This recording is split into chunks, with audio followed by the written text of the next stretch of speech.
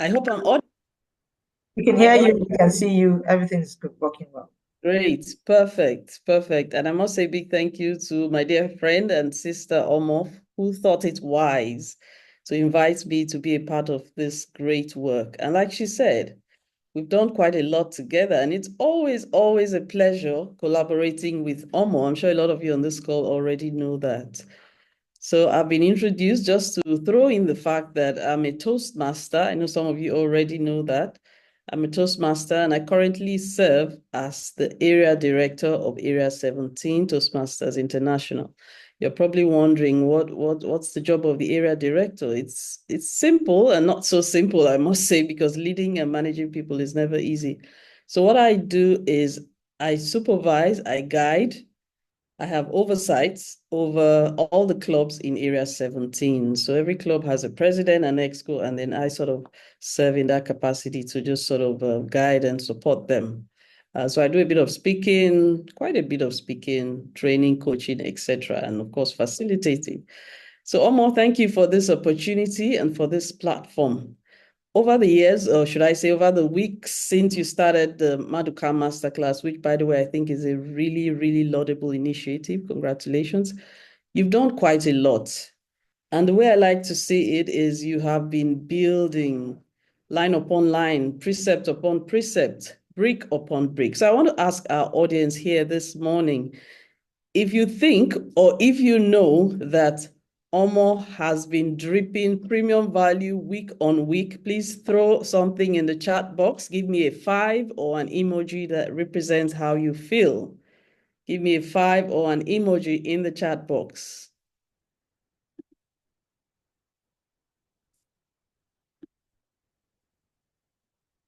I'm waiting. Omo has been dripping rich content, premium content. Okay, great. Nice, nice. I see a lot of feedback already. Great. Thank you for that. And that is truly encouraging. I'm sure more is encouraged to keep at it. Because it's never easy. You know, sometimes when people show up to do things, you have no idea the amount of work, effort, energy, and time that have gone into preparing some of these things. And like an iceberg, I always like to see it like an iceberg. You know, an iceberg, you just see the tip, but a whole lot lies beneath that you may never know about. All the sweat, blood, and tears are usually under, and you just see that tip of success. All right, so today we will be talking about the art of facilitation. And I must say, it would be a tip of the iceberg because this in itself is like a full course that would probably take several modules for us to unpack and peel back the layers. In certain spheres, I am known as the quintessential speaker or the acronym queen, but that is not the discussion for today. So here's the menu. I'm sure you can find something in this buffet spread. I like to see it like a buffet spread. You know, when you go for an event, you see all kinds of things. You don't have to eat everything, right? You just go for what you find interesting and what you think you will be comfortable with, gastronomically speaking. So here's the menu. We will start up with a warm-up. We'll do a bit of picture comparison, talk about facilitation mindset, sine qua non, pitfalls to avoid, and then we will wrap up. We've got less than an hour to do this, so let's see how we make the best use of our time here. Okay, we're building together. So I am fully aware that this audience is a mature, mixed, knowledgeable, skilled audience and thoroughly schooled audience. So I am honored to be in the midst of this sort of audience with great minds. So we're building together, meaning this would be a win-win. You would learn from me and I would learn from you. So we're both here to learn and to share. As you know, you've been adding bricks with over the past couple of weeks. She is building an edifice, did I tell you? We will continue building, and I will need your help to keep building today. She has laid the foundation. She's talked about the science. She's talked about the some of the elements, the key elements, the tools. She's touched on some of the techniques as well. I like the acronyms she's used, the 3 C's and all that. You know, we like the triads. There's just something about threes. You might be getting to hear a few more threes today. Let's see how it goes. All right, so let's do this. I hope you have your bricks ready to add one layer upon another, because I'm ready as well. Okay, I have a little task for you this morning. I'm sure we can all see the name. That's someone's name, by the way. I would not pronounce it because I need you to attempt to pronounce it. Who would like to bell the cat? Who wants to have a go at this? This name is filled with what? All kinds of consonants? Great. Enebi, go ahead. Let's see if you can get this. Pronounce it for us. Yeah. Enebi, I can see your hand is up. Please go ahead. Can you hear me?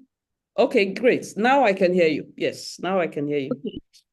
I think it's Mikhail Csikszentmihalyi. Close, close, and thank you for that for having the courage to step up. You are quite close, but not exactly. Let's have another one go at it. Any other person who wants to take the bull by the horns?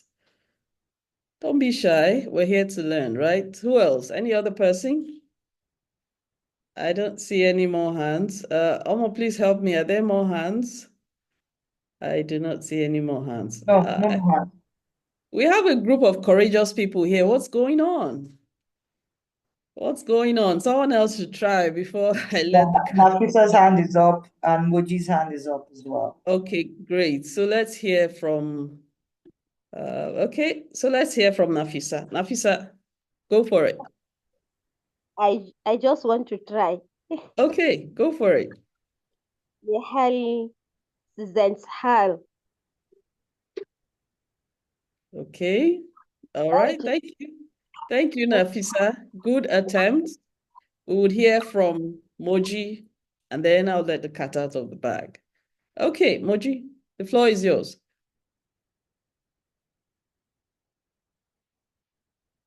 Are you unable to speak?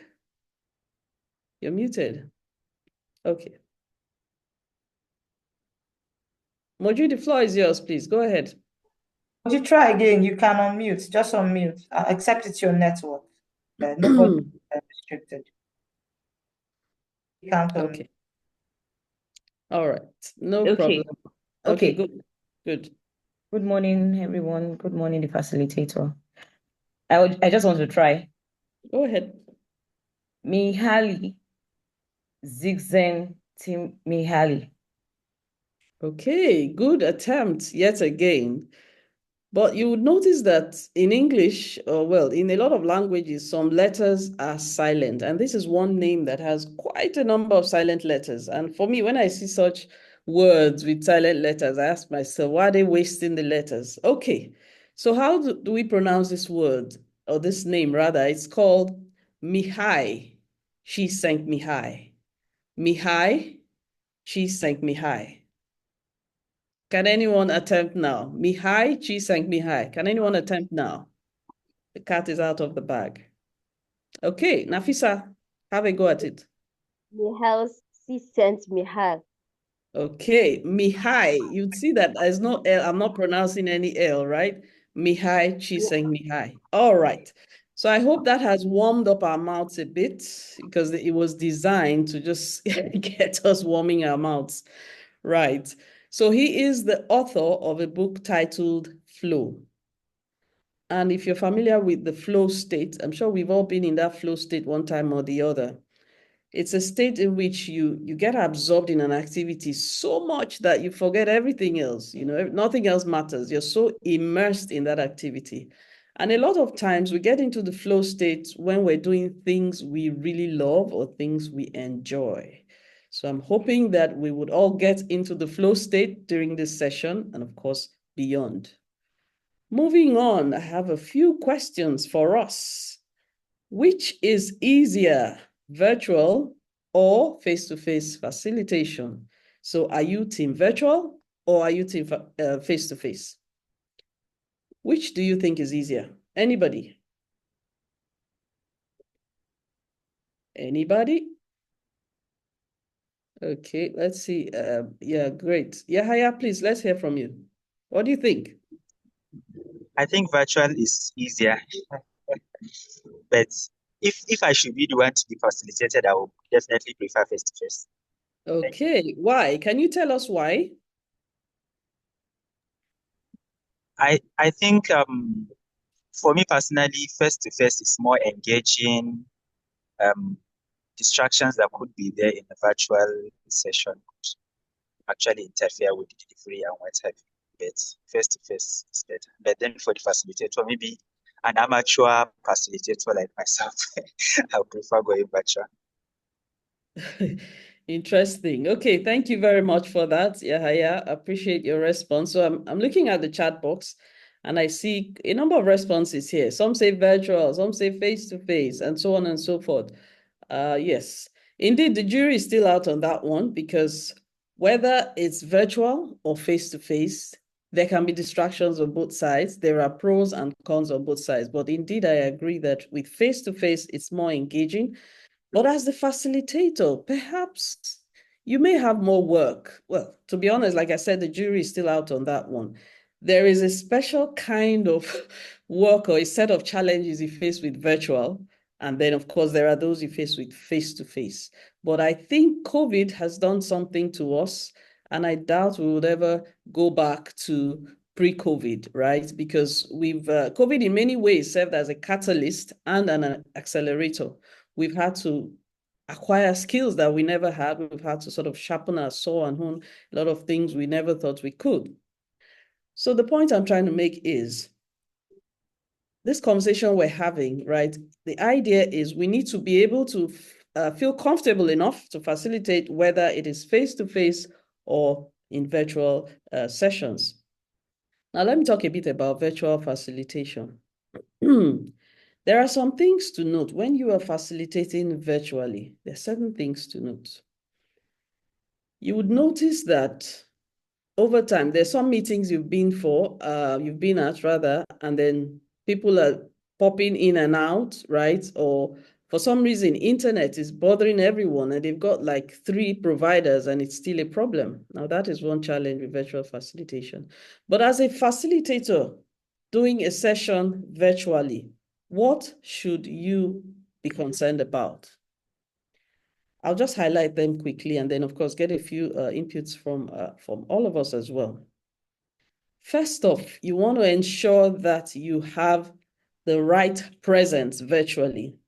You want to ensure you have the right presence virtually.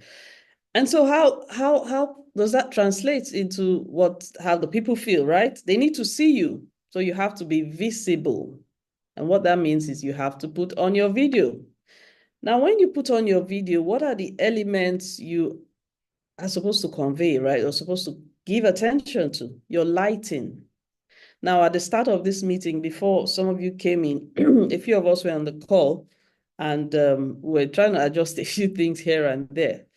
So I need you to notice my lighting. What do you think about my lighting?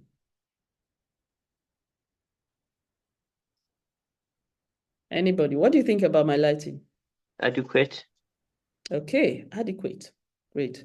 So I'm sure you've been for some sessions where the lighting is not too great. It's a bit dark. You can't really see the face or there's a shadow cast and things like that. So your lighting is important. Since you are not in the room, it is important that the people see you. They can see your expressions. They can see your gestures and so on and so forth. Then you need to be properly framed, right? You need to be centered. I hope I'm centered enough. You need to be properly framed and centered. You also need to have the right background, right? I have a plain background here, but you can have any background that works for you as far as there's nothing funny behind you. You can blur it if you want, or you can use like a plain or minimally, not a very patterned background, which can sometimes distract from your facilitation. We've talked about lighting, we've talked about framing. The other key thing to note in virtual facilitation is eye contact, right? Eye contact. Now, we cannot see the people as we would have if we were in the same room, but we can see the lens of whether it's a laptop or phone or whatever. So you look into the lens. When you look into the lens, it's equivalent to maintaining eye contact with your audience. So I've mentioned a few. Did I miss out anything? What else should you consider in a virtual facilitation? Anybody? What else should we consider? Okay, what do we have in the chat box? The I see that. dressing. Come again. Dressing. Absolutely. Dressing, very important. Thank you. I see dressing, I see audio. Very good. Audio is critical because you can have the best content, but if the people cannot hear you clearly, then there is a problem. All right. Thank you all. You see what I said? This is such a rich audience with I mean, my job here will be so little because you already know virtually everything. All right. So let's quickly move on to the rest of what we have for today. Just wanted to highlight a few of that. So for the audio, remember that you do not you also have to consider vocal variety. There's something we call vocal variety. Because the people are not with you in the room and they cannot see the fullness of your body language, which by the way takes up about 55% of your communication. You need to help them taste and feel you in certain ways. So your vocal variety is critical. Your voice cannot be monotonous, right? It has to rise and fall so that you can grab their attention, you can hold it or retain it, and take them to the end of the journey. So always make sure your voice comes out the way it ought to. I would be reminding us of a few things. Most of you has already told us about who a facilitator is. She talked about how that the person guides, the person motivates, the person inspires, the person assists, the person leads from behind and sort of helps get you to where you should get to and achieve your outcomes. Why do we facilitate? I think that is clear already. In the previous session, it was mentioned that whenever you have a gathering of people, it's important that someone takes the lead to guide them. And so that's why we facilitate, so that we can lead the people on the right path. Otherwise, you cannot have multiple leaders at the same time, right? The facilitator does that, almost like a tour guide. Where and when do we facilitate? What is your facilitation goal? There is a book by Simon Sinek titled Start with Why. In everything, every endeavor, I like to always start with why. Because when the purpose, I think it was Miles Monroe who says, when purpose is not known, abuse is inevitable. You must know your why. All right, we will talk about how to hit the goals or how to score your facilitation goal. Right. So to score your facilitation goal, there are three key things you must bear in mind.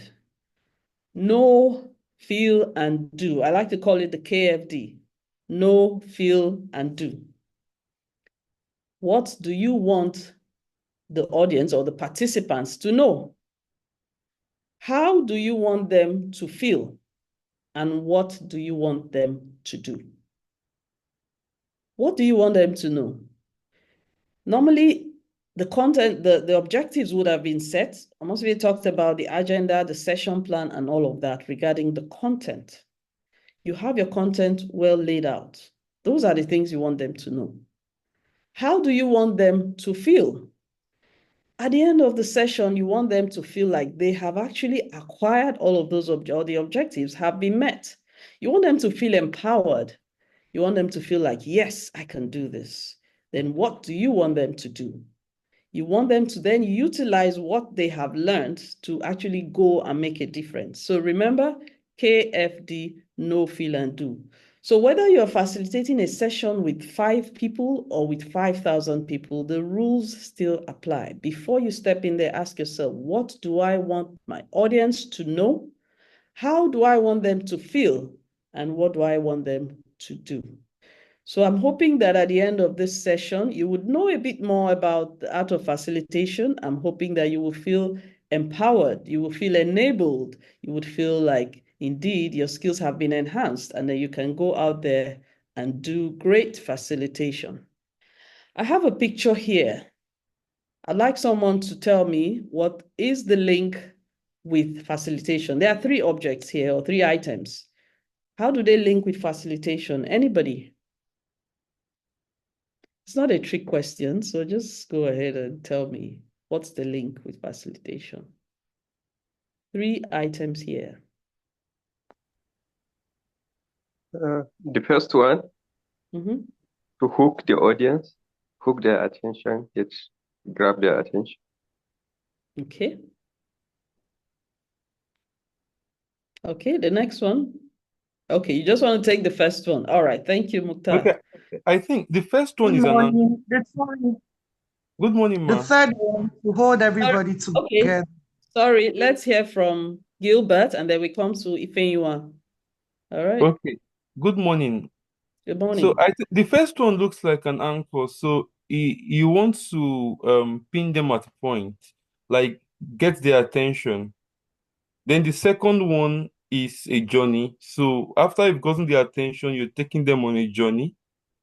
Then the third one is you have them hooked up, like you've locked them up. So Gilbert, you want to be locked up?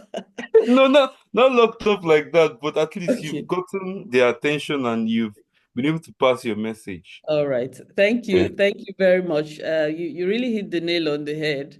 It's just that that locked up part sounded a bit funny, but thank you. So we hear from Ifenyua. Ifenyua, what do you Good think? morning, everybody. He said it, but the third one for me is like togetherness. Everybody is now one, and connectivity. That's what I see in the third one, like a rope holding everyone together. Thank you. Great. Thank you very much. You know, if we had all the time, okay, let me take from Tope, then I'll make my comment. Tope, let's hear from you. What do you think? All right. Good morning, Ma. Thank you so much. Good morning, everyone. Morning. I'd like to speak on the second and the third. So Okay. looking at the second image, I can see like light bulbs along the path. So I believe whatever information you're sharing with your audience should be able to illuminate their minds. And you're taking them from a point A to a point B. So at the end of your session with them, they should have much knowledge added onto them, and their mind should have been very, very much illuminated with new knowledge and innovative knowledge as well. Then for the third one, what strikes me is that there is some form of interlocking, there's some form of connectedness. So what that tells me is that they should be able to link the knowledge they had before coming into contact with you with this new knowledge, and they should be able to link all this knowledge, and at the end of the day, they are better off. Thank you. Absolutely. Thank you so much. So if I tie all three responses, I would say that you have all answered the question. And you know, I always marvel when people share perspectives because it just tells me about the cognitive diversity that exists in this world. You can show several people the same thing, but you would hear several things, several different things, or maybe variations of the same thing. Right. So the first is an anchor. The second is a path or a roadmap, and then the third is a chain with links. I'm sure we're all familiar with Google Maps. Whenever we want to head somewhere that we're not very familiar with, we need some direction, right? And then you type in where you're headed, and then the next thing you hear is, in 200 meters, turn right. At the roundabout, take the second exit and stay on lane A. And then you keep going, and then you hear, you are on the right lane. And then the next thing is, in 100 meters, slide right. And then you keep going. In 200 meters, your destination will be on the right. And then you get there, and then it tells you, you have reached your destination. So that's similar to what the facilitator does, right? The facilitator tells you the twists, the turns, but allows you to make those twists and turns yourself. Have you noticed that with Google Maps, sometimes you get to a point where maybe there's traffic or maybe there's some blockade or something of the sort, it would reroute you, right? There are times when it would actually reroute you. But the idea is there is a destination you're getting to, so it would find a way to get you there. So as a facilitator, that's what you're doing for your audience. You are helping them get there. You are enabling them. You are empowering them. That's for the middle picture. That's a roadmap. And I want to tie this also to the agenda and the session plan that Omo talked about. Those are tools that you need to guide them on this journey. Facilitation is a journey, and you are like the captain or the bus driver or the sailor. Now for the anchor, what does the anchor do? The anchor holds a vessel in place, right? A ship, a boat, whatever kind of vessel in place. And what does that do? That prevents the vessel from drifting. So you want to grab, like the first speaker said, you hook them, right? I think that was Gilbert, if I'm not mistaken. You grab their attention, you hook them, and then you anchor them, right? So that they do not drift, so that you can all be on this journey till you get to your destination. And then, of course, the third item there is the chain with links.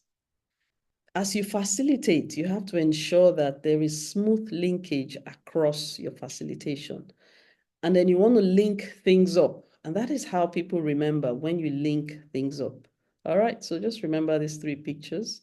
And that's who a facilitator is, and that's what they do.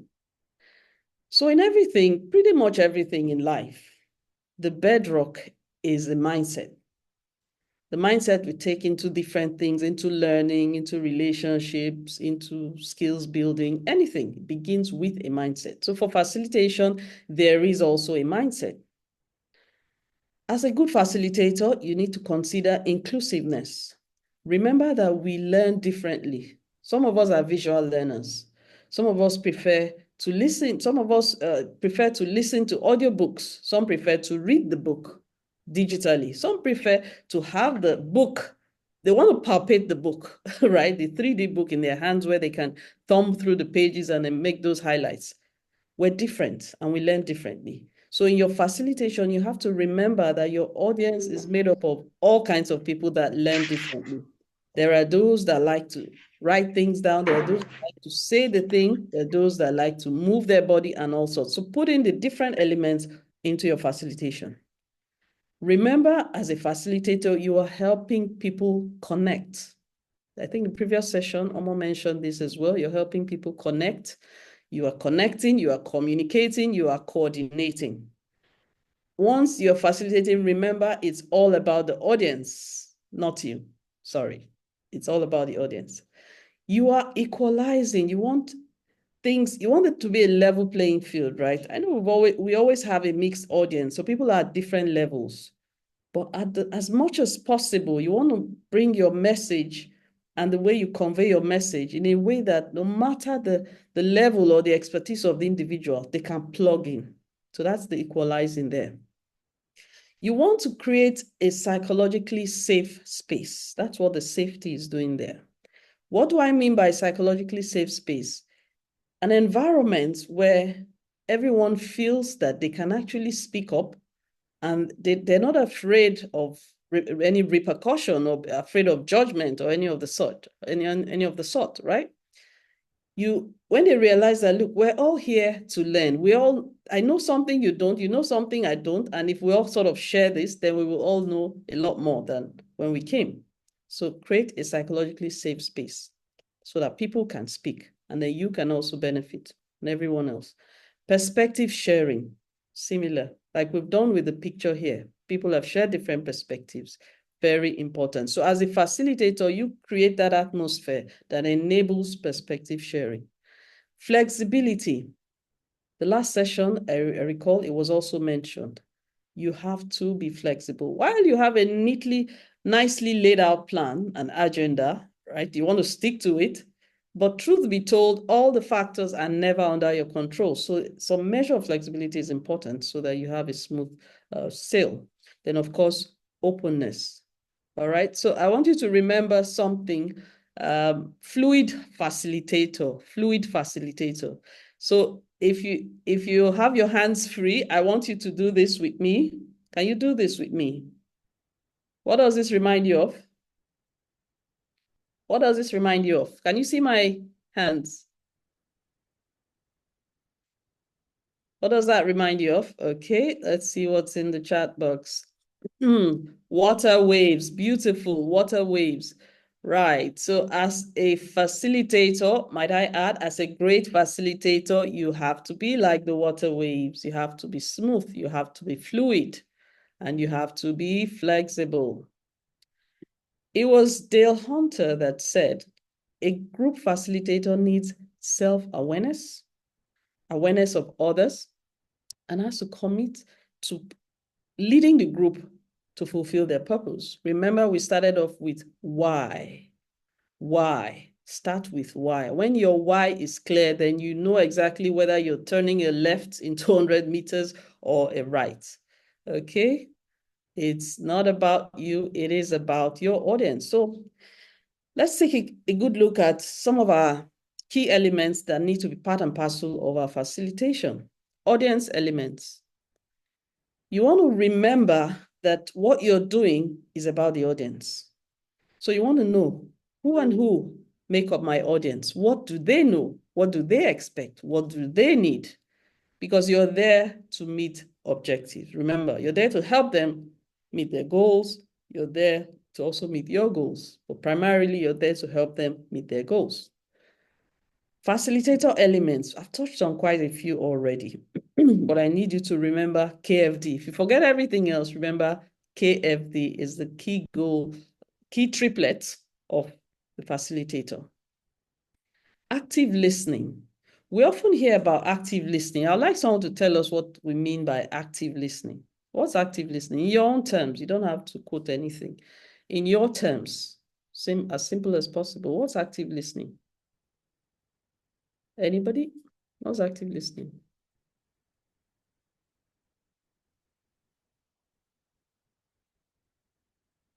You can put up your hands or drop it in the chat box.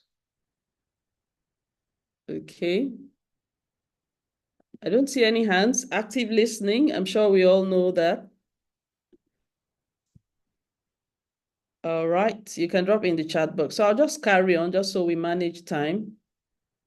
Now, when we say we're listening actively, I'm sure we know it's different from hearing. Everyone with a functional pair of ears will hear, but not everyone listens actively. When you're listening actively, there are 4 key things you're paying attention to. You're listening for the facts. You're listening for the filter. You're listening for feelings, and you're listening for intent. When you listen actively, you're not listening just so you respond or just so you give your what we call witty response. No, that's not what we're listening for. You want to know what are the facts in what this person is saying. What is the feeling behind what this person is saying? Because there are certain things that are not said. In fact, the bulk of the message when people are talking is in what is not said. You're listening for facts, you're listening for feelings, you're listening for filters, that's biases and so on, and then you're listening for intent. Let me say something about intent.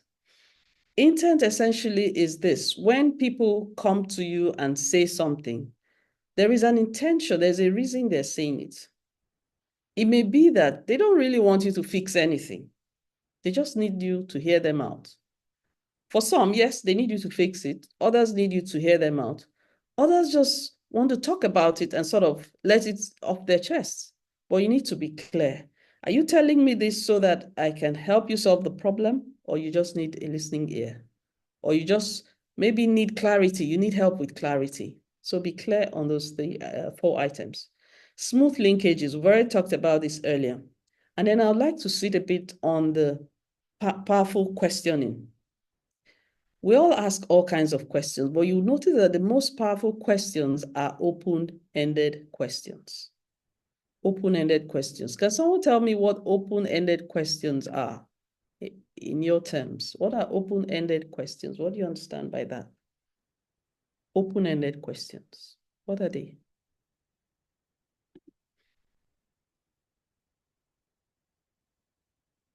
Okay, good. Yeah, go ahead. Yeah. Okay, open-ended questions are questions that don't have a definite answer. So the person asking the question isn't expecting a definite answer of, let's say, yes or no, true or false. He just wants the other person to give his own view, Okay. and the answer could be anything. Okay. It's used mostly if you're getting opinions on a particular subject, even in questionnaire sharing and all of that. All right. Thank you very much. It's open, just like it says. It's not a yes or no type thing. And what that does is it gives room for multiple responses. It gives you real room to sort of take a journey into or take a dive into the mind of the person. I'll give you an example of an open-ended question. So maybe someone gives you a task or wants you to do something for them, and you can ask them this question. You can say, what will success look like? What will success look like? Now, that question is a powerful question in the sense that in their own words, they will now describe to you what success would look like, such that when you go on to execute this task, you bear in mind that this is what, so because sometimes you can go on thinking, oh, I know what they want me to do. I've understood what they want me to do. And then you come back and they're like, not quite. But powerful questions help you to unravel the depth of things, and they are often open-ended. Thank you. I see all the great responses in the chat box. All right. Yes, open-ended questions allow people to add their opinions, etc. Absolutely. Okay, just to remind us of a few things about our audience and the fact that it's really about them. Connection, we've talked about that. Composition, you always want to know who and who would be in that audience, the mix.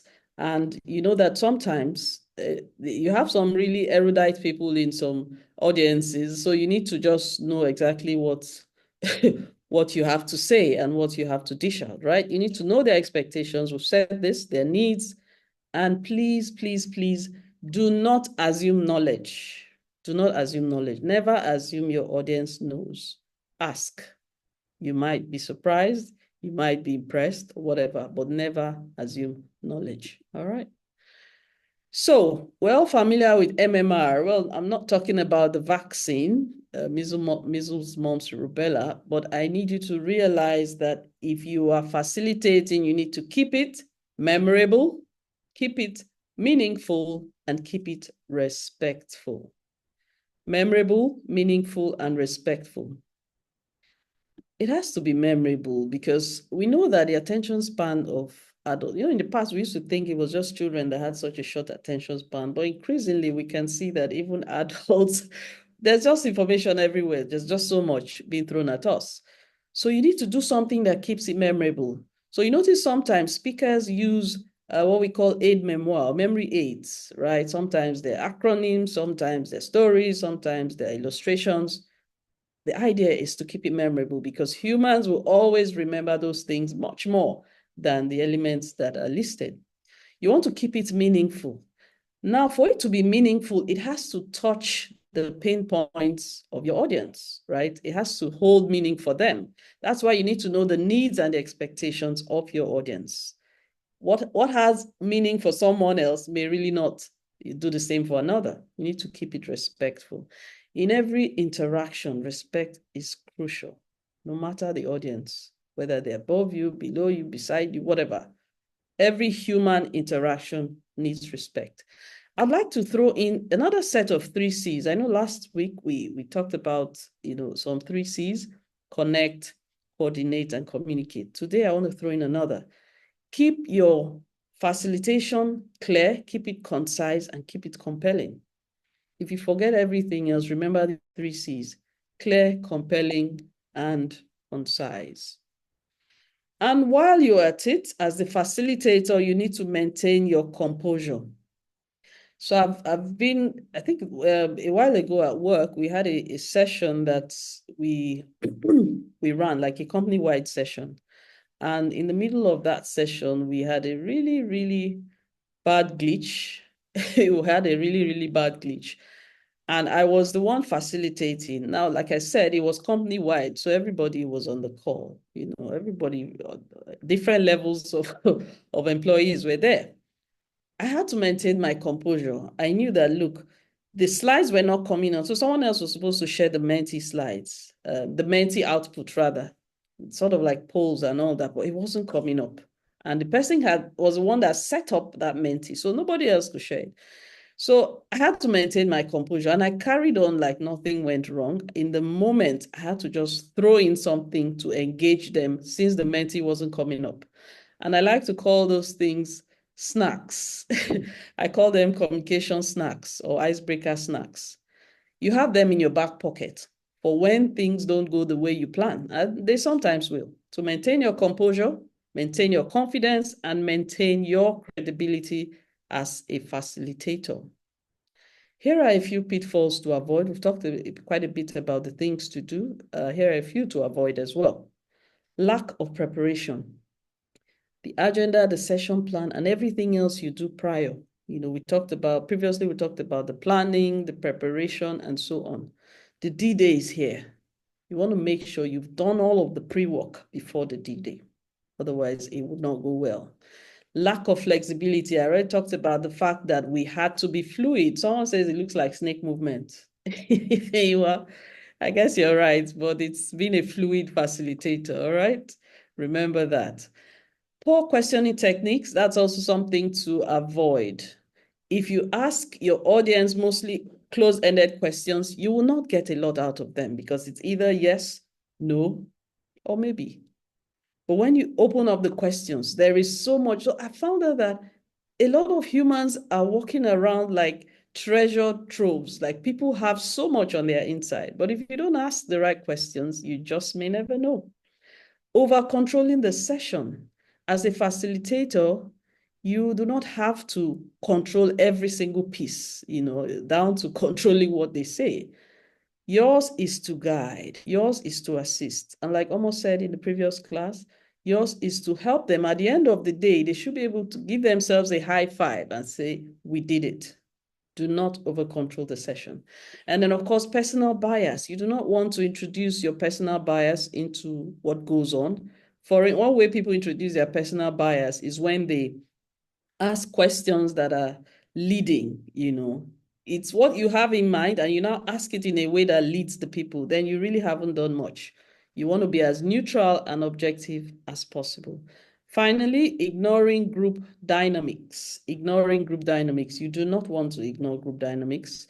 There is so much to get out of the dynamics. You want to notice, especially in face-to-face conversations or sessions, you want to notice those that are quite quiet and those that are not so quiet. Now, there are people that would dominate conversations, whether virtually or in the room. That's just who they are. And there are those that have so much on their inside, but will not say much, except they're called upon. And there are those that would rather type in the chat box, as opposed to those that would, before you finish your question, their hands are up. Oh yes, I want to say something. There are those that prefer to speak. And that's okay. None is better than the other, right? We're different, and that's the beauty of it. Our diversity is really what we should embrace. But as the facilitator, you have to understand the group dynamics so that we can glean from everyone. As we wrap up, I'd like to ask that we drop maybe one line of a key takeaway you've had from this session. We've had quite a few acronyms. And then what is your next thing? So let's start with key takeaways. One thing you've learned from this session. Just one thing, just one thing. Okay. Mary said, Typers Club, I greet. Mary, I greet you too. There are some meetings I attend, I just want to type, that's it. You know, I greet you too, okay? All right, so I'm waiting for key takeaways. One thing you've taken away from this. Aha, thank you, Glory. Know, feel, and do. Great. So your next facilitation, remember to do that. So ask yourself, okay, Victoria said, I've learned to be flexible and avoid bias. Nice, thank you. All right, so let's keep them coming. I mentioned a few acronyms. Can someone drop one of the acronyms in the chat box, just so I'm sure that you were with me? Just drop one of the acronyms in the chat box. Gilbert, we greet you too. MMR, great. I hope we remember what MMR is. You know how sometimes in medical school, you go for an exam, you've memorized all the acronyms, all the songs and everything in between. And then you get there and you can sing the song, you know the acronym, you're like, what does this mean? What does this mean? So I need you to remember MMR. Okay, good. 3 C's. I'm seeing all of that. Thank you. Now, what is one thing you would do after this? Thank you, Nafisa. I see you've broken down MMR. What is one thing you would do after this? Just one thing, one thing, one thing. There's a book called The One Thing. All right, so you don't have to write it here if you don't want to, but just note it in your journal or your jotter somewhere. And that is a promise to yourself. When you write the one thing, you're making a promise to yourself, and hopefully you should keep it. All right, so it was Maya Angelou that said, do the best you can until you know better. Then when you know better, do better. Do the best you can until you know better, and when you know better, do better. All of us on this call, we're here for a reason, and I'm sure we want to sharpen our saw. We want to sharpen our saw. Stephen Covey, we've all read that book, well, maybe not all, but there's the book around the 7 Habits, very famous book, a famous author. All right, so now we know better, let us do better. And as I round up, I just want to remind you that my charge for you is to go ye therefore and practice, practice, and practice. It is one thing to hear, it is another to do, and you actually get better by doing. All right, so thank you for your attention, and this is where we'll draw the curtains, and I'm happy to take your questions, comments, etc. And I know that we cannot finish everything in 1 hour or a little less, but if you need to reach me for more, you can always reach me through my contacts or through Omosivi, whichever you prefer. And I coach, I train and things like that. But let's have questions and comments, okay? Questions, comments? Thank you, Folosh, thank you, Quintessential. Thank you very, very much. There's a question in the box. Is a facilitator the same as a moderator? And it seems like it's a popular question because okay, great. I see it. Is a facilitator like a moderator? Okay. I would say yes. And my reason is when you say facilitate, you are helping out, you are assisting to make something easier, to take someone to a destination. When you moderate, so both the moderator and the facilitator are in control, right? Remember one of the pitfalls I said, do not over control or something like that, right? But you are controlling the flow, right? You are responsible for controlling the flow of that event. Picture this, everyone gathers in a hall or an auditorium. There is no one anchoring, right? There is no anchor, there is no moderator. Someone needs to mute their microphones, please. Okay. Okay, good, thank you. Right, there is no one anchoring, no one moderating, no one facilitating. I don't know how that event would run. So in simple terms, I would say yes.